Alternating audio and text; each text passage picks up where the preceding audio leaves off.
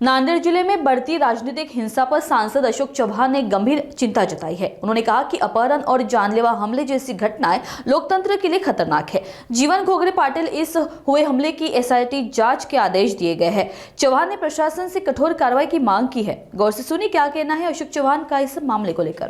की जीवन घोगरे यांच्यावर जो प्राणघातक हल्ला झाला, जबर मार त्यांना उचलून नेण्यात आलं, ग्रामीण चित्र पाहिले, व्हिडिओ पाहिला, त्यांना कारमध्ये डंप करून जबरदस्तीने अपहरण करण्यात आलं, अज्ञात ठिकाणी नेण्यात आलं, त्यांच्यावर मारहाण करण्यात आली, डोकं फुटलं, मरता मरता ते वाचलेले आहेत।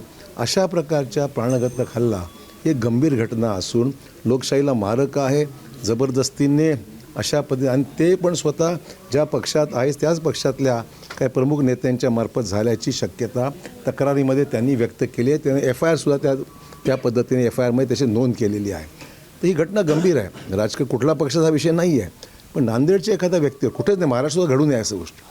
पण एखाद्या लोकशाहीमध्ये अनेक पक्ष आहेत, आम्ही कोणाच्या व्यक्तिगत विरोधामध्ये नाही आहोत। अशा प्रकारचे हमले जर आमच्या पक्षातले असो किंवा इतर कुठल्याही पक्षातले असो कोणा होणार असेल तर तसे प्रोटेक्शन मिळालं पाहिजे, त्याच्या मागचे सूत्रधार शोधून काढण्यात आले पाहिजेत आणि त्यांच्यावर कडक कारवाई झाली पाहिजे। हे मुख्यमंत्र्यांना भेटून त्यांनी निवेदन दिलेलं आहे आणि मुख्यमंत्र्यांसुद्धा याच्यामध्ये SIT गठीत करण्यासंदर्भात त्यांनी मान्यता दिलेली आहे। वाढती गुन्हेगारी जर पाहिली तर त्या दृष्टिकोनातून आयुक्तालयाची बऱ्याच दिवसापासून मागणी आहे।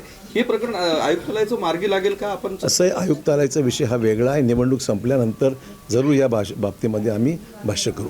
गुंडागर्दी वाढलेली आहे आणि आपण भाषणामध्ये आता वडवळे यांचाही उल्लेख केलेला आहे। या दोन्ही वडवळे सुद्धा सोशल मीडियामध्ये काही प्रकारे त्यांनी काही पोस्ट केल्या होत्या। त्या पोस्ट संदर्भामध्ये काही लोकांना आवडलं नाही, ठीक आहे, कोणाचं काही मत असेल त्यांनी पोलिसची तक्रारी करावी, कायदा आहे त्याला। असं आहे की सोशल मीडिया संदर्भामध्ये उपयोग दुरुपयोग जर कोणी करत असेल किंवा चुकीचं काही देत असेल तर त्याला कायदा आहे, कायदेशीर कारवाई करता येते। पण त्याची बोटच तोडायची, त्याला घेऊन जायचं, त्यालाही किडनॅप करायचं, त्याला नेऊन बोट तोडायची, तो मुलगा आजही दाखवलं त्याने बोटं तोडलेली, त्याची तक्रार आहे। म्हणजे ह्या घटना ज्या नांदेडमध्ये सातत्याने दहशतवाद निर्माण होतो आहे ती चिंतेची बाब आहे।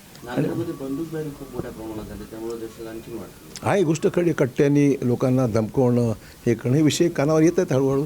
पण म्हणून आता हे सगळ्या विषयाचं उच्चाटन या निवडणूक झाल्यानंतर निश्चित हायेस्ट प्रायोरिटी या गोष्टी दिल्या जाईल आणि कडक शासन प्रशासनाने कडक वागलं पाहिजे, कारवाई केली पाहिजे आणि या घटना नांदेडमध्ये घडू नये याकरता ॲक्शन मोडवर संबंधित डिपार्टमेंट येईल अशी अपेक्षा आहे। आपण FIRचा उल्लेख केला, FIR मध्ये जीवन पाटलांनी आमदार प्रताप पाटील चिखलीकर यांचं स्पष्ट नाव नमूद केलेलं आहे।